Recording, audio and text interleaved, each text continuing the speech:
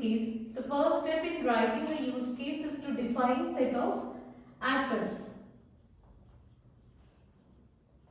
that are involved in the story. So we need to define set of actors.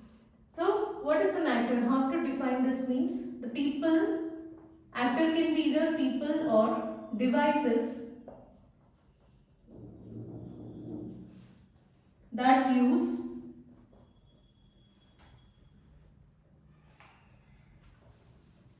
people or device that use system or product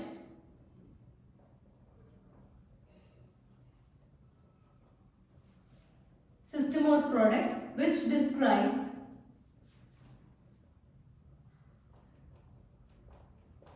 function or behavior that will be involved in the system.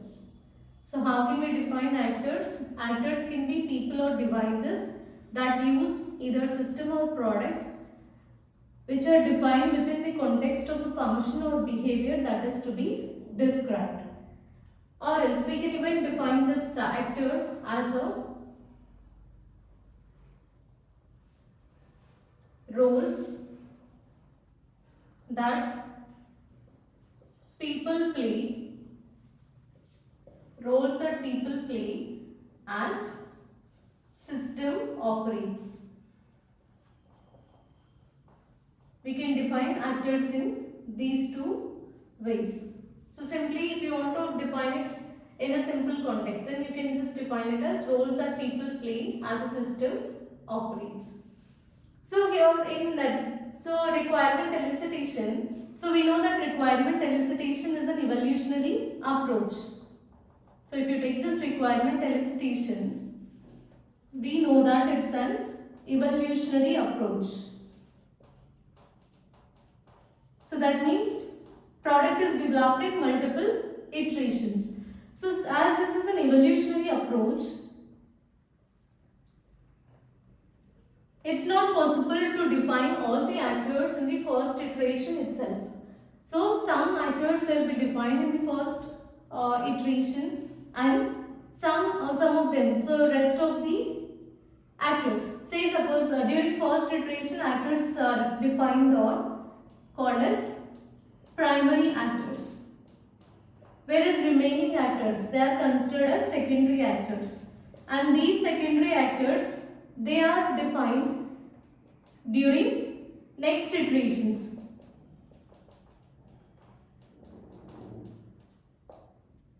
This primary actor is defined during first iteration.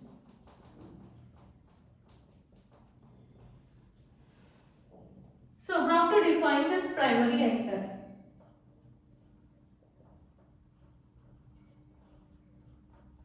So let us define primary actor and secondary actor. So primary actor, it always interact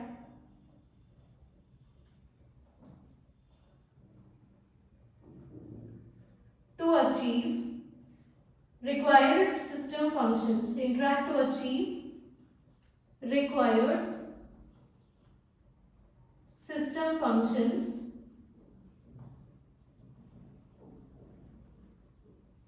and they mainly derive benefit from the system. Derive benefit from system. So they are called as primary actors. So they mainly interact with the system in order to achieve required system functions as well as to derive benefits from the system. Whereas secondary actors,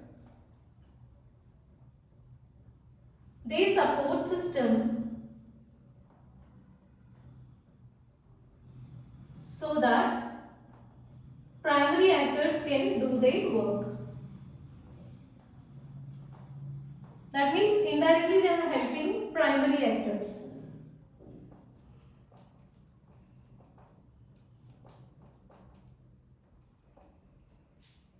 So what is secondary actor? Secondary actors, they mainly support the system.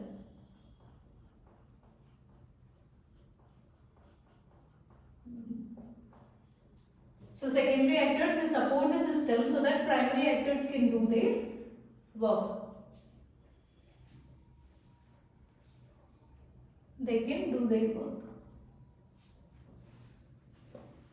So these are some basics, and let us consider actors. So how many actors we are going to consider for our example? Let us take one example and define actors for that example. So let us take safe home. Let us take safe home control panel.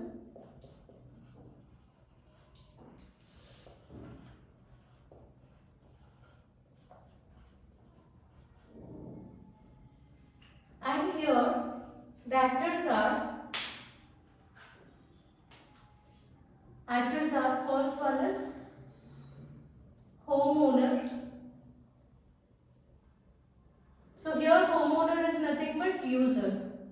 Second one is setup manager. So this role is also similar to the homeowner, but he is having different functionality or different role. And we have sensors. So sensors are nothing but devices attached to the system. Devices attached to system.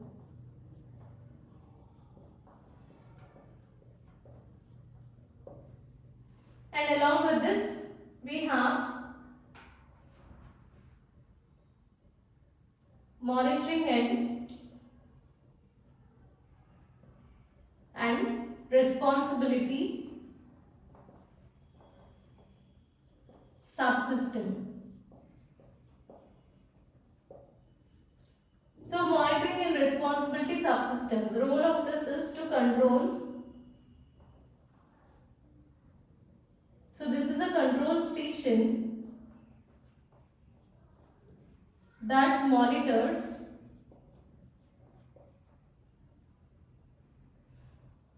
safe home security. So what is monitoring and responsibility subsystem? It's a control station which monitors safe home security. So these are the actors. So these are the actors in the safe home control panel. So let us now define or let us now see the role of this homeowner. So just among these four I am just taking homeowner, and we'll see what are the operations performed by him. So here homeowner, he'll interact with the system, safe home control system, in a number of ways. So he can interact with the system either by using alarm control panel, or he can access the system using PC. So the operations performed by him are: first, enter password to allow all other interactions, and then inquire about status of security zone.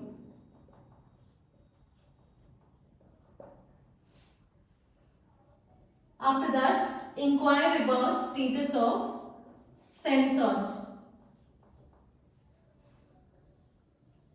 And here we need to press panic button in an emergency.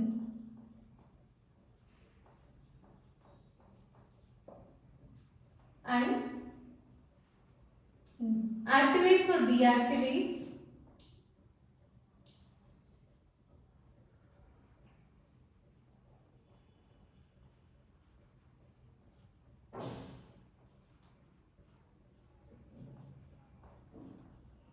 security system.